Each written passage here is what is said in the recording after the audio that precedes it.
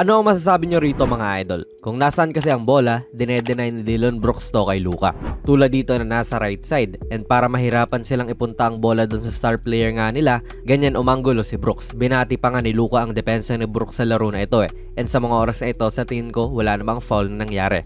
Now, noong lumipat na tong si Powell medyo iba na ang usapan. Medyo malabo no, pero mukhang hinahandcheck nito ni Powell si Luka. Hindi kita masyado pero parang inalis pa nga ni Luka ang right arm ni Powell sa kanyang likod kaya bumagal siya sa drive na ito. Sabay sumama na muli si Brooks at mukhang si Brooks ang sumabit ang kamay. Pero wala, tap lang to at walang foul sa Canada. Sinimulan natin dito mga idol kasi dito na nga po nabibuild ang frustration ni Luka na tila dala-dala niya sa buong laro. Kita nyo naman.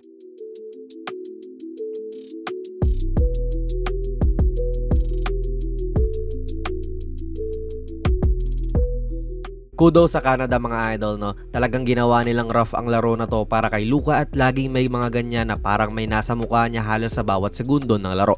Kung hindi si Brooks, ayan, si Dort naman. At mga premier defenders to ng mga teams nila sa NBA kaya may luxury talaga ang Canada sa ganyan. I think good job din ng Canada dito na nagiging physical sila kay Luka habang hindi nila ginagamit ang mga kamay nila. Kaya rin yung mga referee hindi makapito kasi hindi nila gaanong hinahawakan si Luka pero may body contact naman. Dito may handcheck po, naka-get away pa si Brooks dyan. Pero alam niyang tatawagan siya ng foul kung itutuloy niya ang pag-handcheck kaya inilis niya ito. Pero pwede mong i-argue na kahit walang kamay na sumabit kay Luka, katawan naman ni Brooks ang sumabit. And again, ayan na naman ang reaction ni Luka at feeling niya foul yun. Technical tuloy siya.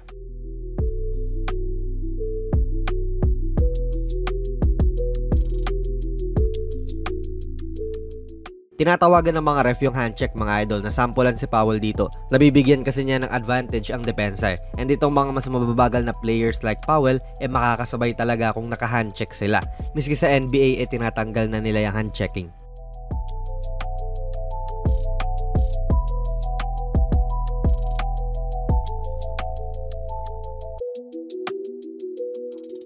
Siyempre mga idol, pumapalag din po itong Slovenia at ayan, yung kampi ni Luka binackscreenan itong si Brooks. Kita nyo yung kamay ni Brooks? Papasimpleng hawak pa siya Buti matalino si Luka at inangat niya ito para matawagan ng foul.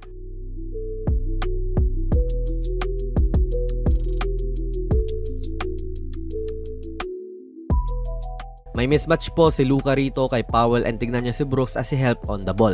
Parang hinaharangan niya yung driving lane ni Luka Hindi tayo ref mga idol pero mukhang pwede itong tawagan na blocking foul.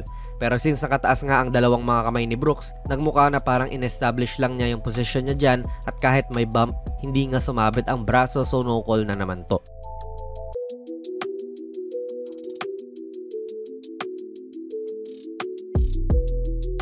Again, yung mga mabilisang hawak na to, oo, minsan nile-let go na lang. Pero pwedeng tawagan nga rin kasi talaga ng foul yan Kaya noong nakuha na ni Brooks yung atensyon ng ref, biglang nag-honest defense siya at hindi na humawak-hawak. Matalino rin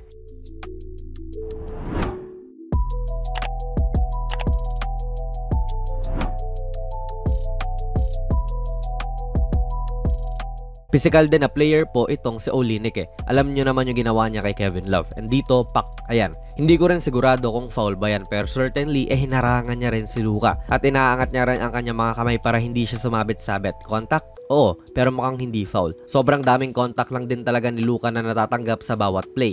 At resulta nga yan ng pagiging agresibo niya, dito mukhang nababadrip na siya sa ref at may nginingisian siya. Pwedeng fan yan pero noong nalipat na sa ibang angulo, maaaring sa ref din.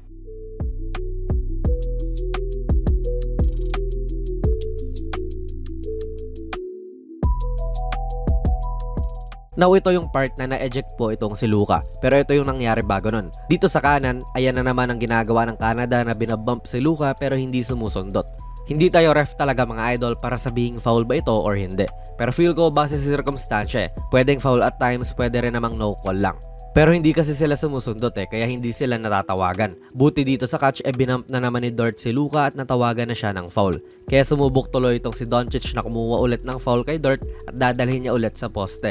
Pero handa naman si Dort at inabsorb niya lang ang contact ni Luka. Hindi rin siya sumundot at hindi rin po nakapagpasabit si Doncic. Pero itong si Olynyk nakitulong pa kasi dyan kaya siya yung sumabit. Hindi na yan nakita ng mga ref kaya nagreklamo si Luka at ayun, technical tuloy siya.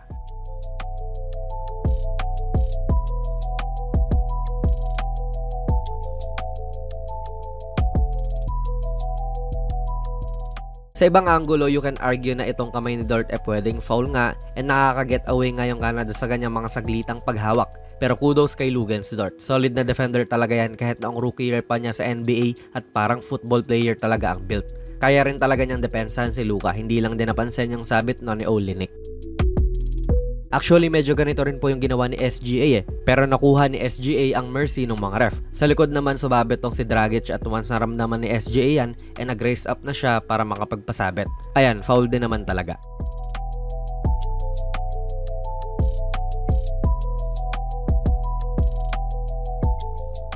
Yan, kaya nainis si Luka rin mga idol. Daming contact na binigay sa kanya and sa tingin niya hindi siya natatawagan ng sapat doon. Hindi niya na rin na-check ang emotion niya at hindi natuloy niya natulungan ang Slovenia sa huling 6+ minutes ng laro. Okay ang taktika ng Canada, naging physical din talaga sila at nakipagpalitan ng muka kay Luka. Pero sa tingin nyo ba, pangit ba ang officiating ng mga ref kay Luka this game? Ilagay nyo lang po ang inyong mga komento sa ating comment section down below. Kung nagustuhan nyo po ang ating video ay pipindot na lang idol ng like button, mag-subscribe ka na rin sa ating channel at ako nga pala si Jonas PB and as always, hanggang sa muli.